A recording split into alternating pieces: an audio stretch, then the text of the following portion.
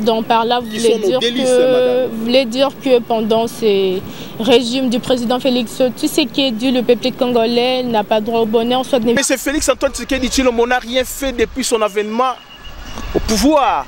Ne serait-ce que la moindre des choses, la réduction du coût des trains de vie du panier de la ménagère. Parce qu'il y a déjà la gratuité. Chers compatriotes congolais, fidèles téléspectateurs, toujours dans le cadre de votre émission Masolo et à Congo, nous nous sommes déplacés pour rencontrer M. Derrick Lumba, qui est l'initiateur du mouvement politique jeunesse congolaise Debout pour l'émergence et candidat député national aux élections 2023. Avec lui, on va parler du changement de la Constitution ainsi que leur mouvement politique JCD. Bonjour, Monsieur Derrick. Bonjour, Maman Lauriane. Comment vous vous portez? Très bien, merci. Et vous alors? Oui, ça va par la grâce de Dieu. Monsieur Derrick Lumba, pouvez-vous un peu nous parler de la personne Derrick Lumba? En fait, Monsieur Derrick Lumba, il s'agit d'un patriote avide. J'étais candidat national dans la circonscription de Tiangou. Je suis l'initiateur des mouvements politiques jeunesse congolaise Debout pour l'émergence, JCD en sigle. Merci beaucoup, M. Derrick. Déjà, nous allons parler un peu de votre mouvement politique, disons votre parti politique JCDE. Bon, pourquoi seulement ces thèmes jeunesse congolaise Debout pour l'émergence? Maman Lauriane, c'était à la cote du changement que nous nous évertuations à faire sortir M. Kabila Kabange du pouvoir et que nous plaçations confiance à M. Félix Antoine Tshisekedi Tshilombo dans l'espoir du changement.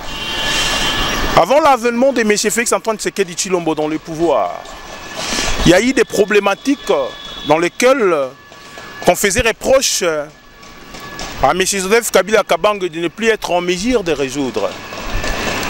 Des problématiques dans lesquelles on les taxait, voire même de manque de patriotisme, saugrenu. Présentement, au paroxysme du chose publique, M. Félix Antoine Tshisekedi Tshilombo, qui faisait ces mêmes reproches, à l'occurrence à M. Joseph Kabila Kabange, son gouvernement n'est pas en mesure à donner des solutions. Donc nous pourrions dire que dès l'avènement de M. Félix Antoine Tshisekedi Tshilombo au pouvoir, rien n'a été fait. Donc c'est pourquoi vous avez créé votre parti politique? De par cette réalité que nous avons pris l'option d'initier ces mouvements politiques. Maman Lauriane, vous êtes en face d'un jeune homme de 35 ans aujourd'hui. Lors de l'avènement de M. Joseph Kabila Kabange, je n'avais que 7 ans. Monsieur Joseph Kabila fait 18 ans. M. Félix Antoine Tshisekedi Tshilombo doit totaliser ses 10 ans bientôt là. Donc si vous prenez 18 ans, vous additionnez plus 10 ans de M. Kabila Kabange, ça donnerait 28 ans. Nous pourrions dire qu'il y a de cela 30 ans que la jeunesse congolaise n'a pas sa place au sein de la société. Que la jeunesse congolaise n'a pas sa place au sein de la société. Laissez-moi avancer, je vous expliquerai. Que la jeunesse congolaise est en train de faire la flânerie. Pourquoi je dois que le dire? Parce que aucun dispositif nécessaire pour subvenir aux problématiques liées à la jeunesse. Hormis cela, la jeunesse congolaise ne savent plus où commencer. De par cette réalité que nous avons pris l'option à initier ces mouvements politiques. Ces mouvements politiques n'ont pas l'objectif surtout à créer une insurrection, mais plutôt à déceler cette fameuse politique dépréciative des choses publiques qui génère une vie pouilleuse à la nation congolaise. Ben, c'est quoi l'apport de votre parti politique à la nation congolaise? Notre objectif fondamental est de remettre en cause la politique de prédation, de la boulimie du pouvoir, des zombifications. Cette politique qui a pour objectif à déceler l'opinion pour la manipuler, mais qui préconise la bonne gouvernance et le renouvellement de la classe politique. Depuis que vous avez mis en place votre parti politique JCDE, oui, parti politique, mouvement politique JCDE, quelles sont vos œuvres concrètes, vos réalisations en fait? Je t'ai dit que c'est un travail qui n'est pas du tout facile, surtout lorsque vous êtes dans l'opposition. Vous connaissez très bien les fonctionnements de la politique de notre pays. Nous continuons à travailler. Nous avons la certitude que ça donnera un résultat des cas. La chose la plus fondamentale à ces moments, c'est de conscientiser la jeunesse congolaise. Que ce mouvement politique... Par quels moyens déjà? Quels moyens? Nous avons déjà commencé avec des actions, avec des contacts, avec la jeunesse congolaise. J'ai dit que pour le moment, nous sommes installés dans tous les 4 écoles du territoire national. C'est ce que nous sommes en train de faire. Notre souci est que ce mouvement politique soit adopté par tous les peuples congolais. Jusque-là, c'est juste, je peux dire, une partie de la jeunesse congolaise. C'est un parti politique de la jeunesse congolaise en exclusive. Jusque-là, c'est d'abord une partie, en quelque sorte, une partie de la jeunesse congolaise. Comme on parle de cette, disons, c'est une minorité. Ce n'est pas une minorité. Quand je t'ai dit la jeunesse congolaise en exclusive. Là, je parle de la jeunesse congolaise, madame. Comme je t'ai dit que cette jeunesse a été toujours sacrifiée. La classe politique a été toujours gâtée au détriment de la jeunesse. Déjà, quand vous parlez comme ça, il faut nous donner plus de détails. Hein? Là, il faut assumer quand même. Quand vous dites quelque chose, il faut nous donner de preuves concrètes, s'il le faut. Oui. Je t'ai parlé que la jeunesse congolaise est en train de faire la flânerie. Il y a des preuves concrètes. Comment ça? Comment ça? Expliquez-nous. La trivialité outrepassante qui prédomine à la jeunesse, ça ne vous dit absolument rien. Vous parlez des phénomènes Koulouna. Qu'est-ce qui a généré tout cela? C'est parce qu'il y a la mégestion des autorités. C'est ce qui a généré cette trivialité outrepassante dans la jeunesse. Ça n'a pas commencé dans le régime de M. Félix. Je n'en conviens pas, madame. Je t'ai dit que nous avions confié. Nous avions donné la confiance plutôt à M. Félix Antoine Tshisekedi Tshilombo. C'était parce que on s'y attendait quand même d'un changement quand même. Mais présentement, comme je vous l'ai dit, M. Félix Antoine Tshisekedi Tshilombo, il est en train de faire son 2e quinquennat. Bientôt là, ça sera vers sa fin, mais il n'y a qu'un résultat. Selon vous, pas selon nous, mais selon toute la population congolaise.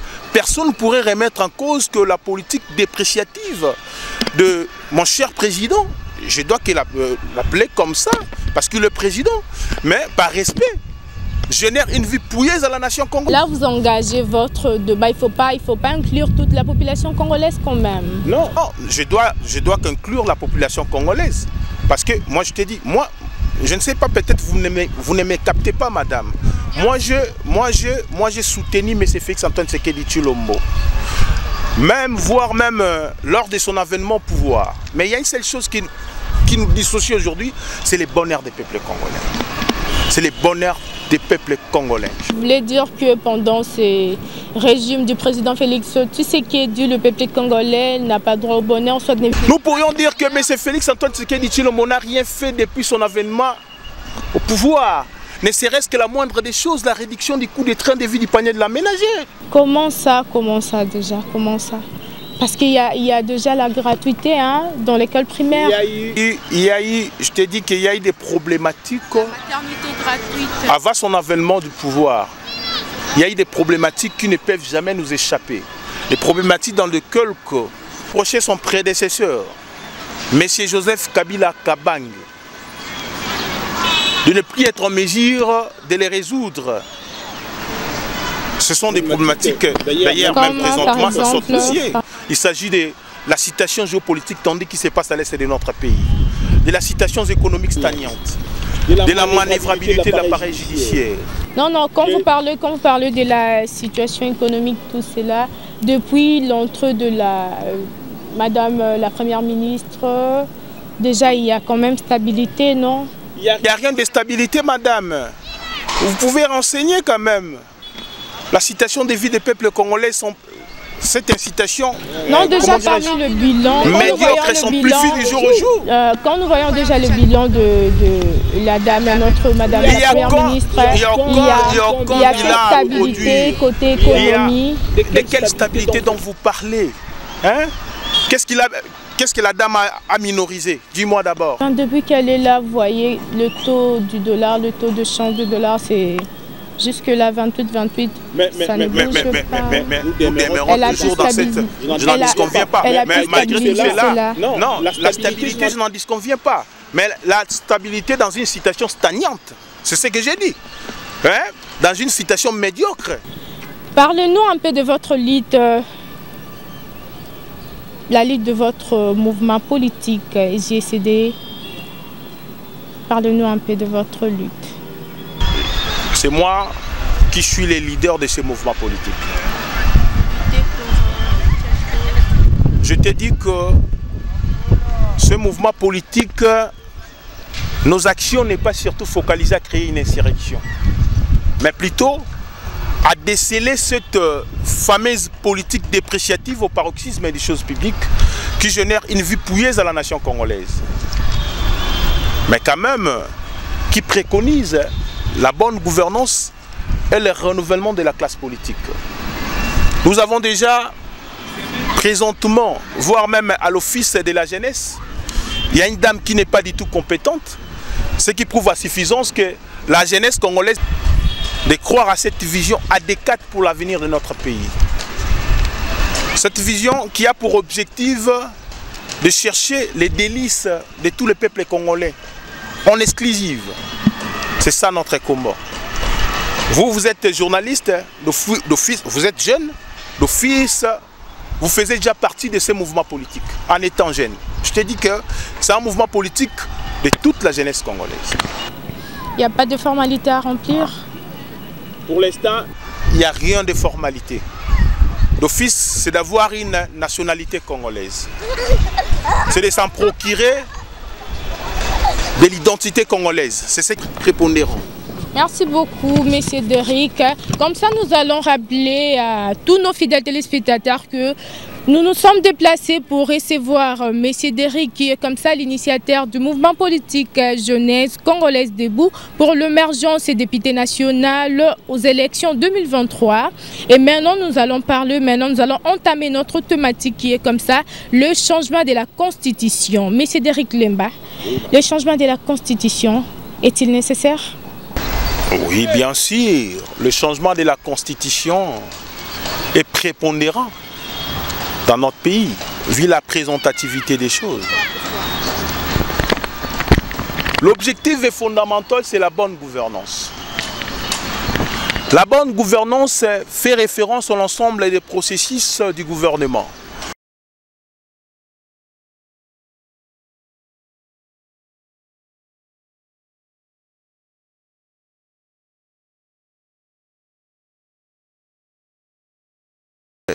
Ou une dimension d'évaluation au processus du gouvernement. Elle fait avant tout référence au processus par lesquels les institutions de la République conduisent les affaires publiques, gèrent des ressources publiques et garantissent la réalisation des droits de l'homme, sans abus ni corruption, dans le respect d'état des droits. Là, je parle d'un véritable état des droits. Pas celui que son Excellence, M. Félix-Antoine Tshisekedi Tshilombo... Nous sommes dans l'état des droits, non? Non, c'est prétendu s'en recueillir sans tenir compte des scrupules, ou soit des garde-fous, juste parce que l'état des droits... Donc c'est pas réel, c'est ce que vous voulez dire, c'est pas réel. Laissez-moi avancer, c'est juste parce que l'état des droits... Non, dites-nous s'il vous plaît, parce que le président martèle beaucoup plus sur ça, non? Mais l'état des droits que nous sommes en train de parler dans notre pays, c'est chimérique. Personne ne peut l'ignorer quand même. Comment ça? Expliquez-nous. Le président de la République s'est précipité de s'en recueillir sur l'état de droit juste parce qu'il est reconnu comme la pierre angulaire des systèmes politiques et juridiques nationaux et reconnu en étant l'une des composantes essentielles des relations internationales. Comme je disais, bien qu'il n'existe pas une définition internationalement reconnue de ce qu'on appelle la bonne gouvernance, celle-ci peut couvrir les thèmes suivants. Les partenariats multipartites, la participation participation effective, le pluralisme politique, la transparence et l'application du principe de responsabilité dans les procédures et dans le respect des activités, l'efficience, l'efficacité du secteur public, l'équité, la viabilité des instituts, des valeurs qui favorisent la tolérance et la responsabilité. Donc, en grosso modo, la bonne gouvernance est liée au processus et résultats politiques et institutionnels nécessaires pour atteindre les objectifs de développement. Alors, le véritable test d'une bonne gouvernance est dans la mesure dans laquelle elle tient ses promesses en matière de droits civils, droits politiques, économiques, sociaux et économiques. Alors, économie plutôt. La question clé est la suivante, madame. Est-ce que des institutions de la République garantissent-elles d'une manière efficace les droits à la santé? Selon vous. À une éducation de qualité? Selon vous. À un logement convenable? À une alimentation suffisante? À la justice et la sécurité des personnes? Je pense que c'est non. Comme je t'ai dit que espérer à une bonne gouvernance dans notre pays, c'est chimérique. Par cette réalité. D'ailleurs, c'est là, c'est dit, suite à la représentativité des choses, déjà au préalable, nous avons un gouvernement qui n'est pas en mesure à disposer, des données démographiques fiables nécessaires à l'orientation de sa politique sociale, économique, suite à la carence des recensements administratifs. Nous avons déjà un parlement qui a été institué sans tenir compte des équilibres géopolitiques et la cohésion nationale. Un parlement à prédominance d'un seul espace linguistique. Quand vous parlez de la cohésion nationale, oui, il y a Martin Fayoulou qui a d'ailleurs proposé cela au président de la République. Est-ce que vous êtes d'accord avec cette idée? Madame, moi je suis de la nouvelle classe politique. Moi, de ma part, ce qui semble prépondérant, c'est le bonheur du peuple congolais. Quand je dis le peuple congolais, au préalable, c'est d'abord la jeunesse. La déclaration de Martin Fayoulou, je n'en disconviens pas. La contestation des chefs de l'État, moi, de ma part, ça m'avait dérangé. Je m'étais senti désappointé. Parce que je pense déjà que, vu il y a 17 millions de Congolais déplacés de guerre, il y a la situation économique stagnante. Déjà, ça ne peut jamais nous choquer qu'il y a la nécessité que les Congolais se trouvent autour d'un sursaut national sincèrement patriotique pour chercher quand même à instaurer la paix à l'est de notre pays et adapter la constitution par rapport à nos réalités politiques. Quand je dis adapter la constitution par rapport à nos réalités politiques, c'est à l'objectif de renforcer l'efficacité et la capacité de l'État. Mais quand vous parlez du changement de la constitution, à qui profite cela? C'est le peuple congolais. Comment ça? C'est la constitution qui gère la politique d'un État. La constitution, elle est comme la Bible. Dans une religion, ou soit comme le Coran, tout consort. C'est à travers la constitution que les autorités seront en mesure de donner quand même un avenir radieux au peuple congolais. Bon, c'est ça. Ben, quand vous parlez du changement de la constitution, parce que là vous êtes vraiment d'accord. En étant chercheur en droit constitutionnel, il y a des articles que nous devons quand même réviser. Oh, oui. Parce que je vais d'ailleurs parler de cela. Quand vous parlez de ces changements, vous voyez déjà quel article? Il y a l'article 85 et 86. Et 217. 217 déjà. Et la jeunesse congolaise debout, nous avons aussi des propositions à faire qui sont à changer le paradigme du pouvoir exécutif et du pouvoir législatif. Déjà, dans le pouvoir exécutif, il s'agit de statuer de la composition du gouvernement. Où le gouvernement va commencer à être institué avec des indications constitutionnelles qui déterminent le nombre exact des ministères, qui ne peuvent jamais dépasser au nombre de 38. Ben pourquoi le faire actuellement? Pourquoi le faire, ces changements de la Constitution? Parce que nous avons compris que... Au premier mandat, il n'y avait pas cette idée de changement de la Constitution. Non, ça toujours... Non, en fait, non. Le changement de la Constitution a été toujours prépondérant, madame. C'est une question de la bonne volonté. D'ailleurs, si vous êtes un dirigeant, si vous dirigez, vous allez comprendre que la Constitution de notre pays se présente comme obstacle.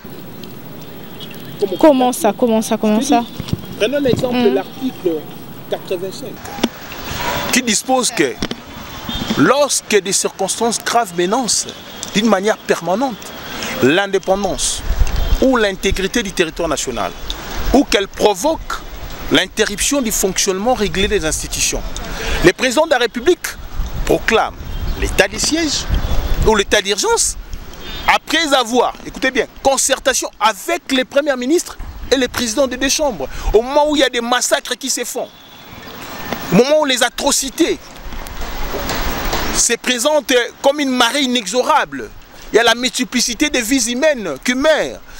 La personne humaine, elle est sacrée.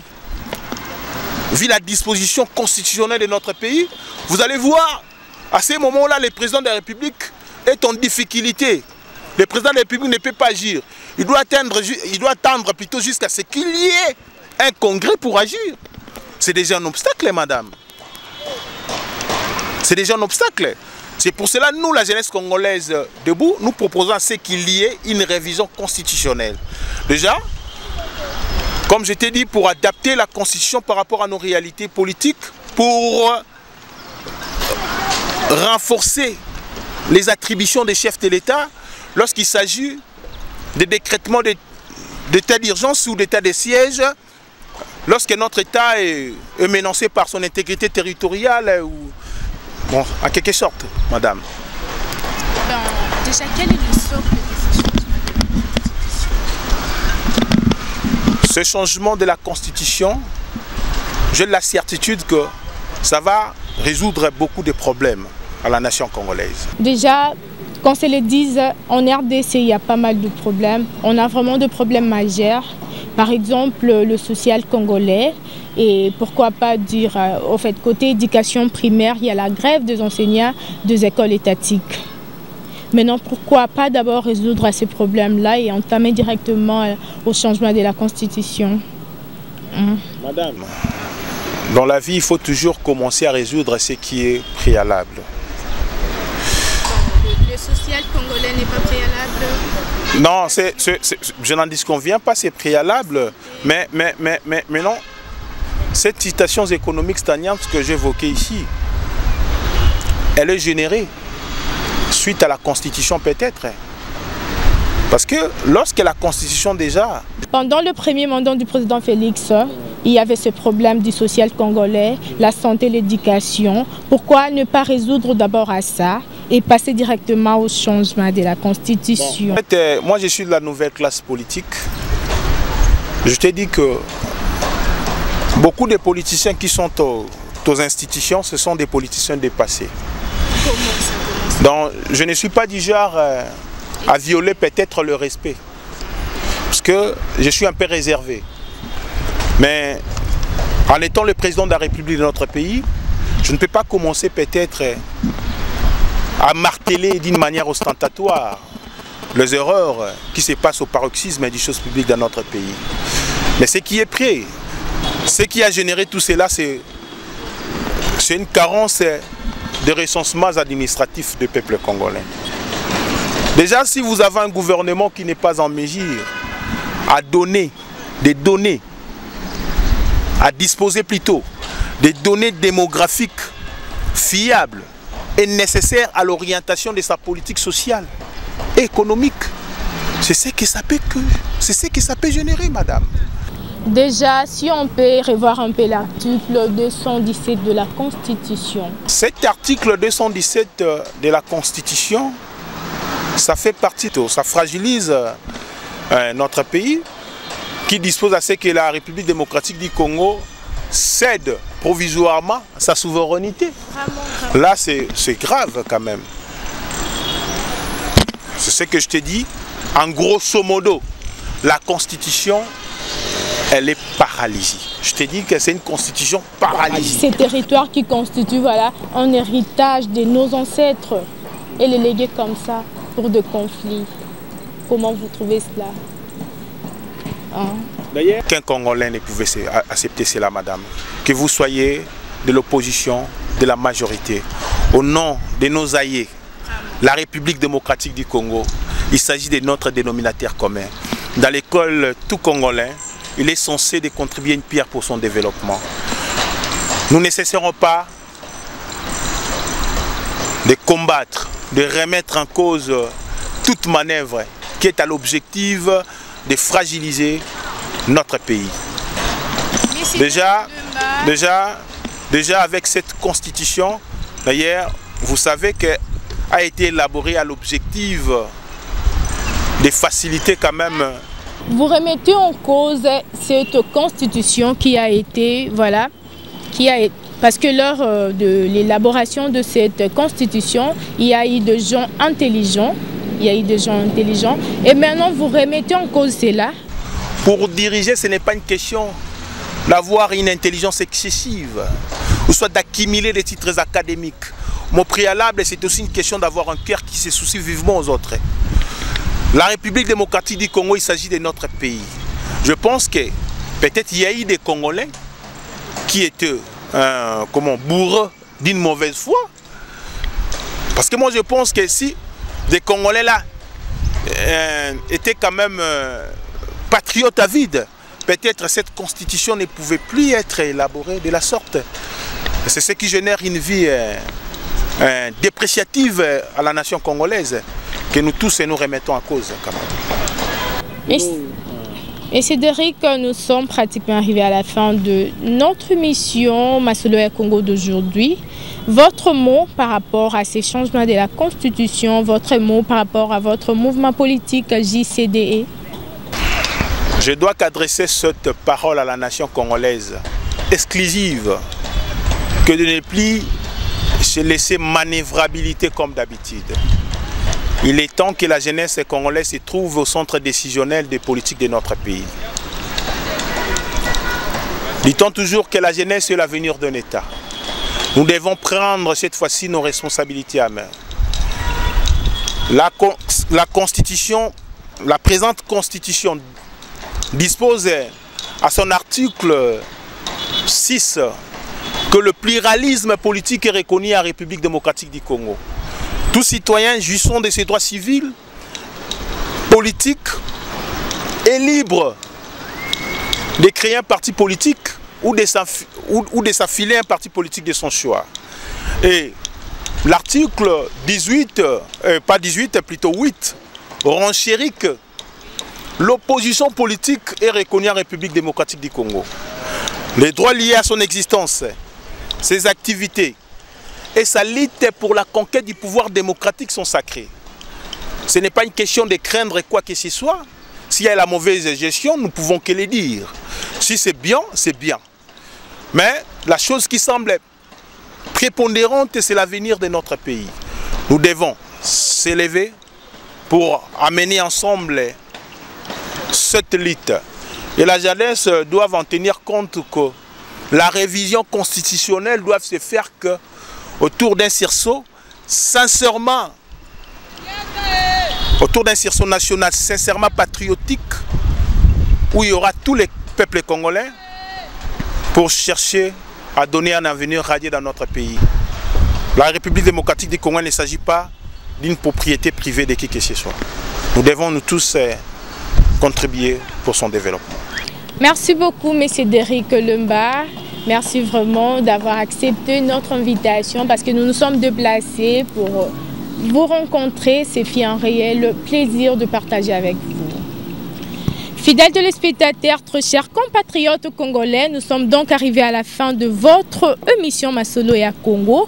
Nous étions donc avec messieurs Derrick Lumba, qui est initiateur du mouvement politique Jeunesse Congolaise Debout pour l'émergence et candidat député national aux élections 2023, avec qui on a échangé à propos de cette thématique, le changement de la Constitution. Merci de nous avoir suivis et bonne suite des programmes sur nos antennes. D'ici là, portez-vous bien. À très bientôt.